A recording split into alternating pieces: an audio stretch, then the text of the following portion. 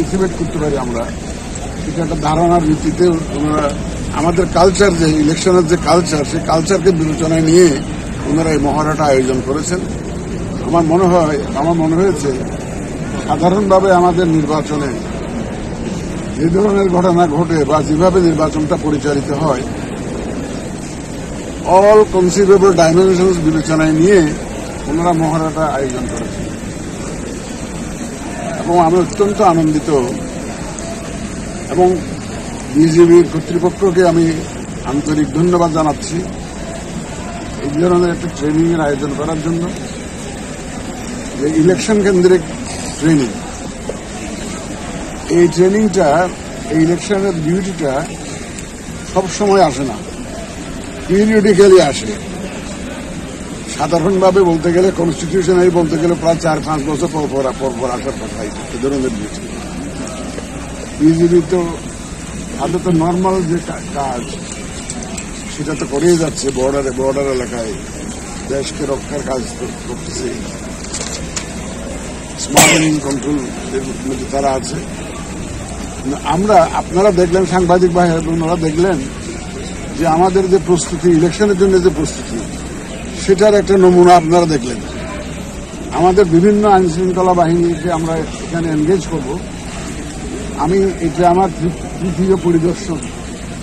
আমি এর আগে পুলিশের ট্রেনিং প্রোগ্রাম আমি দেখেছি, তারা 130টা সেন্টারে ইলেকশন কেন্দ্রিক প্রশিক্ষণ দিচ্ছে তাদের সদস্যদের পুলিশের।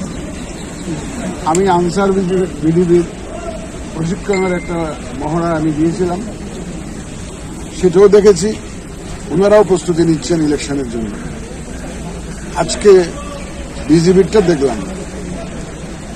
আমাদের প্রত্যেকটা আইনশৃঙ্খলা বাহিনী যে কমিটেড এবং তাদের যে একটা বলবো যে প্রস্তুতি এবং তারা যে একটা দায়বদ্ধতা জায়গা থেকে তারা যাতে সঠিক দায়িত্বটা সঠিকভাবে পালন করতে পারে, সেজন্য তারা তাদের সদস্যদেরকে তারা তৈরি করছে। আমি অত্যন্ত আনন্দিত এবং আমাদের নির্বাচন কমিশনের পক্ষ থেকে আমি বিজিবির কর্তৃপক্ষকে আবার ধন্যবাদ জানাচ্ছি এই ধরনের প্রশিক্ষণের আয়োজন করার জন্য। এই প্রশিক্ষণ আমাদের নির্বাচনে বিশালভাবে একটা, আমি বলবো যে, প্রভাব ফেলবে এবং আইনশৃঙ্খলা রক্ষায় এটার একটা বিশাল প্রভাব থাকবে। আমি আশা করি এই সব আইনশৃঙ্খলা বাহিনী মিলে, আমাদের সাংবাদিক ভাইয়েরা মিলে, এই যে আমাদের প্রায় 13 কোটি ভোটার মিলে আমরা যে জাতিকে যে ওয়াদা দিয়েছি, আমরা এই যে একটা সুন্দর, সুষ্ঠু, নিরপেক্ষ নির্বাচন উপহার দেওয়ার জন্য আমরা সেটা ইনশাল্লাহ সবাই মিলে ইনশাল্লাহ অর্জন করব এবং ডেলিভার করব। এই প্রত্যাশা রেখে আমি আমার বক্তব্য শেষ করছি। আল্লাহ হাফেজ।